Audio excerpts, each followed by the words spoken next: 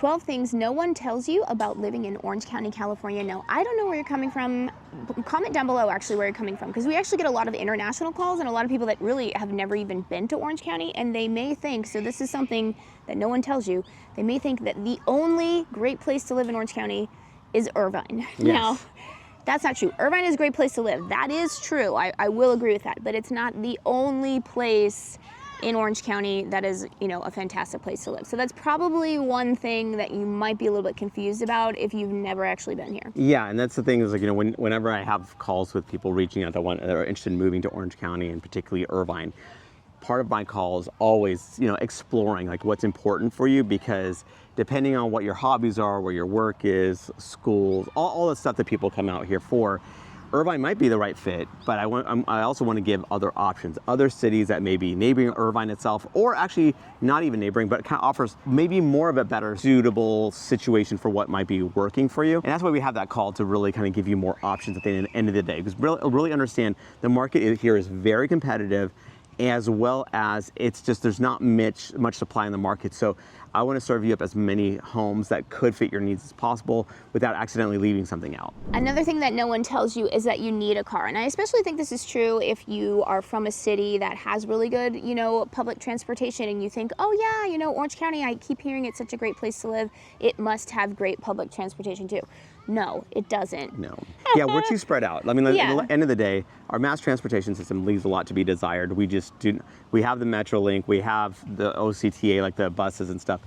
It's just not that robust and not that time. Like it just takes a lot of time, right? And we're kind of spread out here. That's what the West Coast is. And honestly, you just need a car. Like I've had people reach out, and I'm going, unless you're happy to live exactly where let's say if you're where your work might be or whatever, and you're on foot, maybe that might work, but it's just very difficult. So yeah, just have that in your budget that you're gonna need a car. Yeah, I mean, even if you happen to be in a spot where you can use mass transportation from where you work to where you live, you're never gonna go anywhere else. I mean, how would you get anywhere? How would you meet a friend somewhere? I mean, it'd be impossible. Yeah, Ubers can kind of get expensive if that's your way of transportation. So again, just be aware that, going around by bike or walking or mass transportation is just really not the best option. So before we continue, let's introduce ourselves. I'm Sean Dezad. And I'm Courtney Dezad. And we're licensed real estate agents here in the state of California. And if you're watching this channel, you might be thinking, wow, Sean, I love Orange County. I love the blue skies. I love the perfect weather. I can't wait to move out here now. The problem is I'm not local. I may be out of state. I may be even out of the country. So I don't know what to do.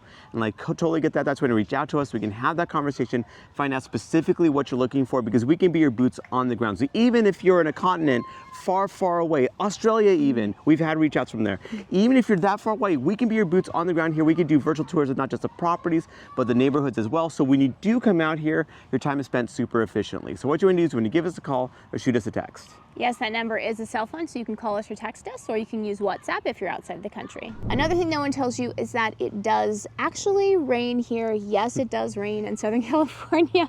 It's not a lot of rain, but it does rain, and it is colder here than people think. People think, oh, it's like Florida. No, it's not. It's not at all like Florida. Florida's weather sucks. I used to live in Florida. Florida sucks. Its weather is terrible. We have the best weather in the world, but it still rains. Although when it does rain, we do freak out about it. We do have this phenomenon, it's actually kind of a joke, called storm watch. It actually will show up on the local news where, like, if a quarter inch falls, okay, pandemonium, right? We just don't know what's gonna happen.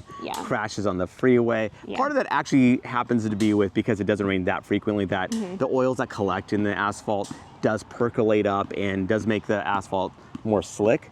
So that is the thing, but we just don't handle rain. We will stop. Like if I'm having an open house, I'm going, great. Well, that's a ruined open house, because people don't come out. People don't come out. And then also people will stare out the window looking at, water that comes from the sky, because it is rather a rare event. And I did kind of mention this, but another thing people don't tell you is that it is colder than people think. I always give the example that my mom, she worked at Nordstrom's when I was in high school. And this is San Diego, but similar. It's the same climate, right? So San Diego go down in a very touristy spot. So she said that their #1 item that they would sell is jackets, because Like a light jacket. Light jackets, because tourists would come, and they would come to Southern California and they'd think that it would just be tank tops the whole time. I don't know, even on the beach, it has to be really hot to be tank top all the time.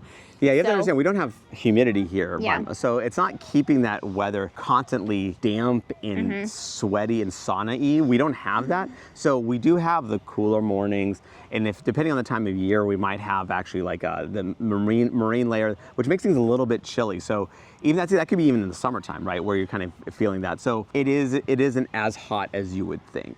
But then it also is hotter than you'd think, because let's be real, you're coming here likely for the weather.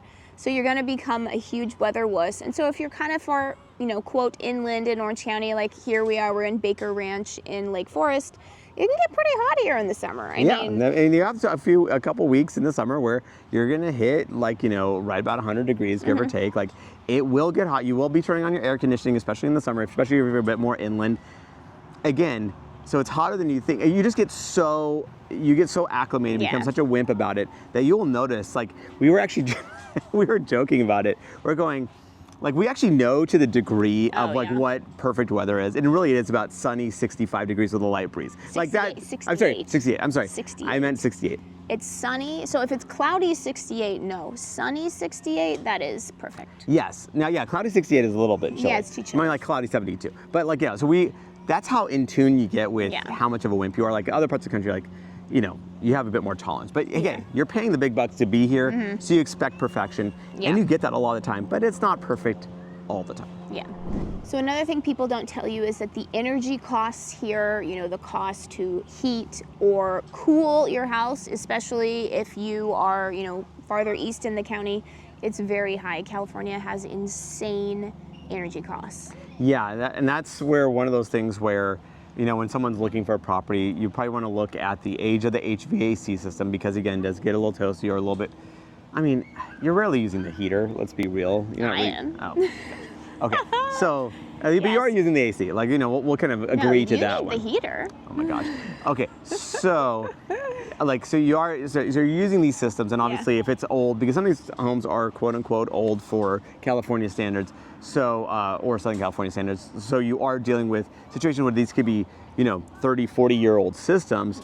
Of course, they're on their last leg, probably in second. They're not very efficient. So, you can have a pretty high energy cost. So you might want to invest in one, a new HVAC system, but second, you may want to invest in solar, because solar definitely does take a lot of that bite out of that energy fee. Yeah. Another thing people don't talk about is Mello-Roos. You want to explain what Mello-Roos is? Yeah, so we have property taxes, right? And actually our property taxes aren't that bad, especially if you're holding the property for a longer term. So because of Proposition 13, our property taxes, without any of the fees, is about 1.1% of the purchase price. Now it can go up a maximum of 2% per year.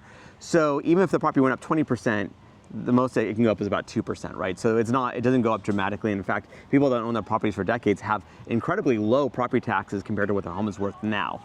So just kind of have that in mind. But when you're dealing with a new development, so anything post-built 2000 is kind of in play, where you may have, Mello-Roos, which is this additional tack-on tax, which can be not that much or rather significant, where it could be almost doubling the property taxes to fund. Basically, what it's doing is funding infrastructure, so new roads, schools, fire stations, that kind of stuff.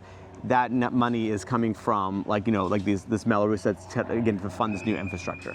Now, because so there's a lot to this whole Mello-Roos aspect. So one, how many years are left on it, and also how much is it? Because again, like I mentioned, it can vary pretty dramatically. So that's why you want to reach out to us, so we can, if you're interested in a property and if it's subject to Mello-Roos, one, we will tell you whether or not it is. Second, we'll tell you how much it is, and third, we'll tell you how long it is for. So that could obviously make a big, dent into what your payment is. If you're effectively potentially doubling your property tax rate, that could be rather substantial. Another thing that nobody tells you about Orange County is that it's not just HOAs. I was talking in the beginning how everyone thinks that Orange County is basically just Irvine or Newport Beach, but you know, there's a lot of Orange County that is very cute and charming. I think Orange County has a reputation for being quite sterile. And yes, there are parts that are quite sterile. I will agree with that, but it's not everywhere. Yes, and again, that's where there's differences in different parts of the county. So as a general rule of thumb, so there's differences. Like for instance, like South Orange County, which is more or less, I would say, honestly, Irvine South yeah. is kind of known for having more HOAs. They kind of, the other South County cities took Irvine's lead and kind of built a whole master plan thing, and you know, these massive developments that have HOA dues. Some people like it because it keeps things rather uniform. Other people hate it because that's another layer of oversight. Also, people, you know, like HOA fees can vary dramatically. Again, that's where you reach out to us so we can kind of, one, tell you, okay, you know, what's going on with that HOA, and also second, how much are those HOA dues as well. So North Orange County is more known for like suburbia type homes, but they're not necessarily in an HOA. So you get some variation. Some homes over time, because they're built, let's say in the 1960s or 1970s, they've added another story to it, they've changed the facade, they've changed things around where there's a little bit more variation to the aesthetic of these neighborhoods, and many of them do not have HOA. So very loose way of saying it, South Orange County is more known for HOAs, North is not known as much, but even within both those situations, you'll see that there's the opposite is true. Another thing that people won't tell you is that anything that is built in Orange County in the year 2000 or later, we kind of think of it as new, even though that's really not that new anymore. No. But to us, we're like, yeah, it's 2000. That's so new. That's new construction. That's new construction to us. Yeah, no, exactly. So Orange County, like, well, now we're in Baker Ranch right here. So there is actually new construction happening in this general, Baker Ranch, Portola Hills area. But, and obviously, like just out, just north of us is, let's say, the Great Park in Irvine. There is new construction happening, but not at the scale of a lot of other metropolitan areas. A lot of metropolitan areas, there's massive new construction projects. Honestly, coastal California, for the most part, all up and down the coast, it's kind of built out for the most part, except for some pockets of development. But again, when you consider the overall housing supply, it's truly drop in the bucket as far as new construction that's hitting. And so, yeah, I would actually say that, when someone's asking for new construction, I'm like, well, do you mean new as in brand new, like right now, or 25 years old, basically? Because 25 years old is even kind of new. Like that, so what we kind of think of stuff that's built, like I'll say 1960s and older is kind of old for Orange County. 1970s to the 1990s is kind of that middle age, and then 2000s and up is new. I mean, for all intents and purposes. Now, within that, obviously, there's variation to it. So, we can obviously have that conversation of specifically what's important for you, but just kind of reset your expectation as far as what's new and what's newer. Yeah, and then on the flip side of that, there's really not anything here that's particularly old, especially if you're coming from a place that has, buildings that are hundreds and hundreds of years old. I mean, this is the West Coast. Even 100 years old. Like, there's not, and we have some stuff. We have some that's like 100 years old. Ish, yeah, but that's very rare, so yeah. It's like more like your Old Town Orange, Tustin, or Fullerton.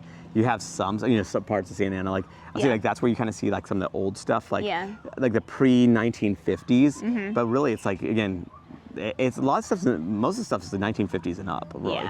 Yeah, because a lot of cities, even if they did exist before the 1950s, they sort of just demolished everything and raised it up again. So another thing that people don't tell you is that there is a difference between North County and South County. I mean, if you're here, if you're a local, you'll definitely know. You'll be like, oh yeah, I live in South County. Oh yeah, I live in North County. But there's definitely a difference. I would say the major difference is that North County is definitely, I would say, known for being more charming, more eclectic. It reminds me a lot of, LA suburbia, whereas South County is definitely kind of like Irvine, kind of took Irvine, like Sean was saying earlier, and ran with it. You have these big master plan communities and all that stuff. So yeah, exactly. I mean, I'd say the only different, like caveat is probably right along the coast, where like San Clemente does have some of that charm of like the older stuff, or even like parts of Dana Point too. But in general, you're getting that situation where South County's just got, again, a very not an Irvine vibe, but it's Irvine inspired. Yes, that's true. Another thing that people don't tell you is that 99% of the people who live here, even people like Sean who were born and raised here and born and raised in Newport Beach, 99% of people do not surf. You took it from me. I used to go to the beach all the time. He used to go to the beach, but he never surfed. I never surfed, and I played volleyball. That's not surfing. That's not surfing. Oh, well. Close enough. That's true. We're not Point Break where everyone's got a surfboard and everything, although a bunch of my friends did.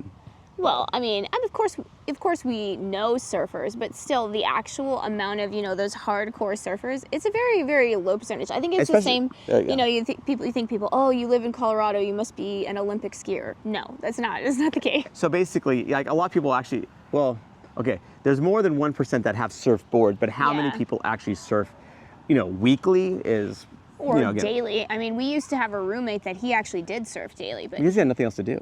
Like true. he was This in was college. college, Yeah. He didn't even go to class.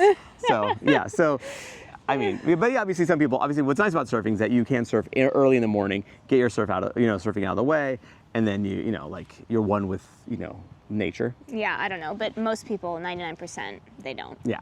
And remember, we are licensed realtors here in the state of California. So as much as we love making these videos, what we love more is to help you with your real estate needs. So whether you're looking to buy or sell a home, what you want to do is you want to give us a call or shoot us a text. Yes, that number is a cell phone, so you can call us or text us, or you can use WhatsApp if you're outside the country.